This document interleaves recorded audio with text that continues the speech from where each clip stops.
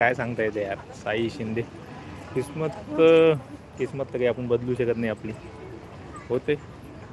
अरे तुमच्यासोबत काय माझ्यासोबत सुद्धा झालेलं आहे. जेव्हा मी स्वतःचा क्लेम भरला होता त्यावेळेस माझे जेवढे मित्र होते त्या सगळ्यांचा क्लेम मी स्वतः भरला आणि टोटल 6-7 जणांनी मी क्लेम भरला होता. त्या 6-7 जणांपैकी फक्त एक मी आणि एक माझा मित्र आमच्या दोघांचाच रिजेक्ट झाला. बाकी सगळ्यांचा अप्रूव्ह आणि सगळ्यांना पैसे आले होते आणि आमचा क्लेमच हे झाला होता. सगळ्यांना मी स्वतः भरून दिला. त्या बाकी सगळ्यांचे क्लेम अप्रूव्हल झाले, त्यांना पैसे आले आणि मी सगळ्यात शेवटी भरलो. किस्मत असते.